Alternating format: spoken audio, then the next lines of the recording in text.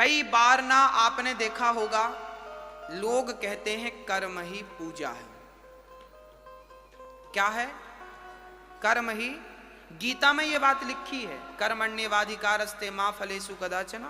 तो कर्म कर परंतु फल की इच्छा ना कर, ऐसा गीता में भी लिखा है। अब यहां मेरे एक सवाल खड़ा होगा, फिर मैं वो उत्तर भी आपको दूं। कई बार ना डाउट हो जाता है आपके भीतर। एक बार हम दिल्ली गए तो वहां एक बहन ने हमें अपने घर बुलाया। बहन ने तो हमें बढ़िया बुलाया बिठाया, पर उनका मन मिल नहीं रहा था। उनकी माँ ने हमें बुलाया था। कथा चल रही थी बाजू में, वो कथा सुनने आई। माँ को अच्छा लगा तो मम्मी ने हमें इनवाइट किया, गुरुजी 2 मिनट के लिए आना। हम गए। जब हम उनके घर गए तो उनकी बेटी कुछ उखड़ी उखड़ी थी। हमने बहन की तरफ देखा, पूछा बहन आपको क्या हुआ? हमारे आने से आप खुश नहीं हैं क्या? क्या हुआ आपको? बोले महाराज जी नहीं, हमारी माँ सत्संग करती है, कथा में जाती है, हमारा मन नहीं करता कथा में जाने का। हमने कहा लो, मम्मी कथा में जाती है, बिटिया तुम क्यों नहीं जाती हो कथा में?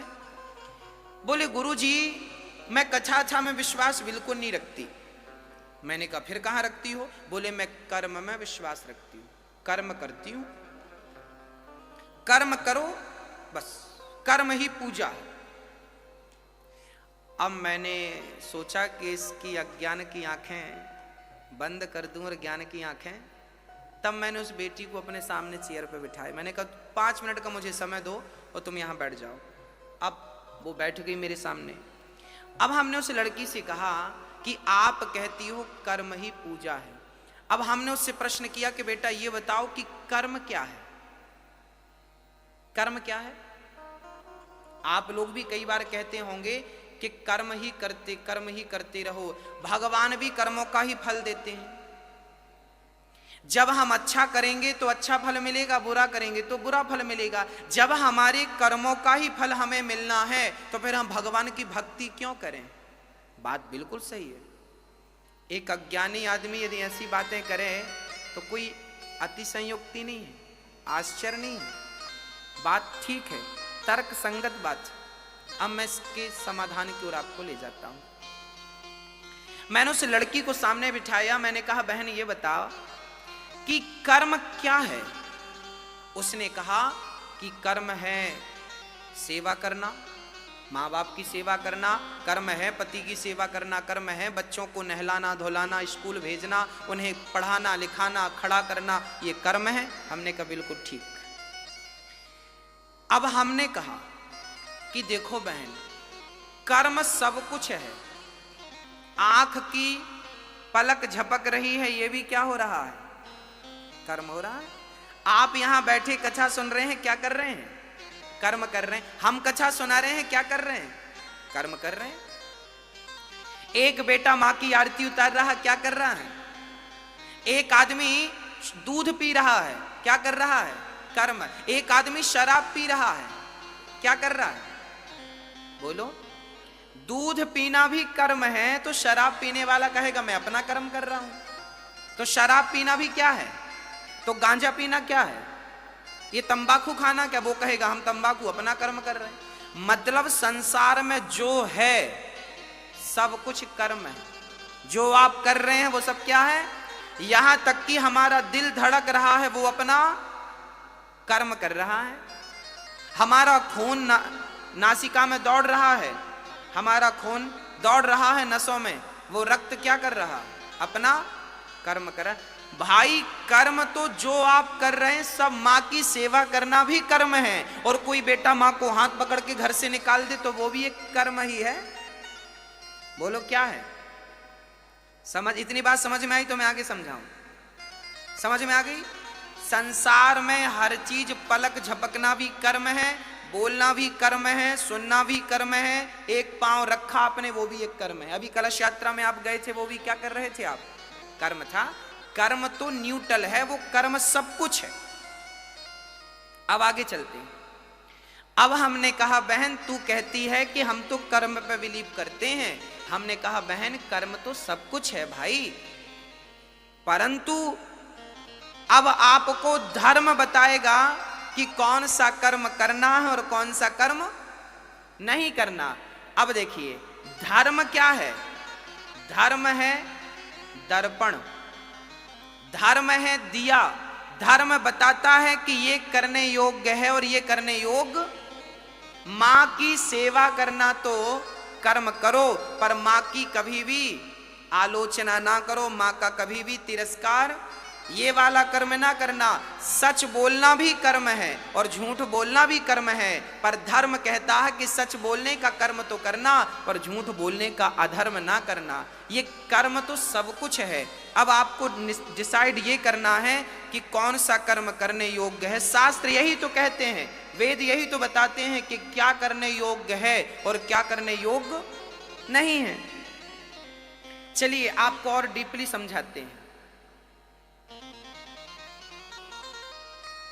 हमारी माताएं पुराने जमाने में जब गेहूं साफ करती थी ना, तो एक सुपड़ा होता था, सूपा, ऐसे ऐसे, क्या बोलते आप लोग? छावड़ा? हाँ आप समझ रहे हैं, सूप बोलते, सूपा बोलते, सुपड़ा बोलते, सारी चीजें हैं। वो क्या होता है मेरी माँ, उससे ना हमारी माताएं गेहूं डालती हैं उसमें और साफ करती हैं। उसमें से क्या करती हैं, मिट्टी मिट्टी अलग हो जाती है, भूसी अलग हो जाती है। जैसे गेहूं जब लिया था सुपड़े में तो गंदा था, पर साफ करने के लिए सुपड़े को हिलाया तो साफ हो गया।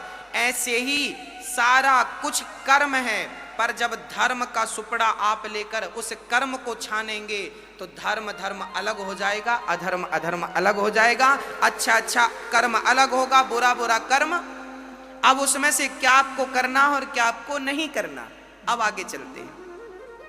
अब प्रश्न ये खड़ा हो गया कि महाराज जी, जब अब गीता में और रामचरितमानस में लिखा है कि कोऊ ना काहू को सुख दुख कर दाता, निज कृत कर्म भोग सब भ्राता। ये रामचरितमानस में श्री लक्ष्मण जी ने साधराज को समझा रहे हैं कि कोऊ ना काहू को सुख दुख कर दाता। कोई किसी को सुख नहीं देता, कोई किसी को दुख नहीं देता। सुख दुख अपने कर्मों का ही फल है। जैसा कर्म करोगे वैसा, पेड़ बोए बबूल का तो आम कहां से आए, जैसी करनी वैसी भरनी। अच्छा कर्म करोगे अच्छा, बुरा कर्म करोगे। उस लड़की ने हमसे यह प्रश्न किया। उस लड़की ने कहा कि महाराज जी, जब हम अच्छा करेंगे तो हमें अच्छा मिलेगा, बुरा करेंगे तो बुरा मिलेगा, फिर भगवान की भक्ति क्यों करें? जब कर्मों का ही फल हमें भोगना है तो फिर भगवान की जरूरत क्यों है? अब हमने उसको इस प्रश्न का उत्तर दिया। हमने कहा बहन बात ऐसी है, एक गुरु के दो चेले थे, एक गुरु के दो शिष्य थे। एक शिष्य वैश्या के घर जाता था और दूसरा शिष्य कथा में जाता था। एक कथा सुनता था, एक वैश्या का मुजरा देखता था, नाच देखता था। एक दिन वो वैश्या के घर से लौटा तो उसे ढेर सारा सोना रास्ते में पड़ा हुआ मिल गया, माला माल हो गया। और ये जो सत्संग करने गया था, ये बाहर गया तो इसके पांव पे लोहे की कील लग गई, आर पार हो गई, हड्डी फाड़ती हुई निकल गई, लोहे की कील। लंगड़ाता लंगड़ाता गुरु के पास गया, गुरु जी देखो आपके भगवान ने क्या किया, उनका न्याय गलत है क्या? गुरु जी ने कहा बेटा ऐसा तो नहीं है। तो चेले ने कहा कि वो वैश्या के घर जाता था, उसे सोना मिला, मैं सत्संग में जाता था तो लोहे की कील मिली। अरे भाई सोना तो मुझे मिलना था क्योंकि मैं सत्संग कर रहा था, और लोहे की कील तो उसे लगनी थी क्योंकि वो गलत कर रहा था।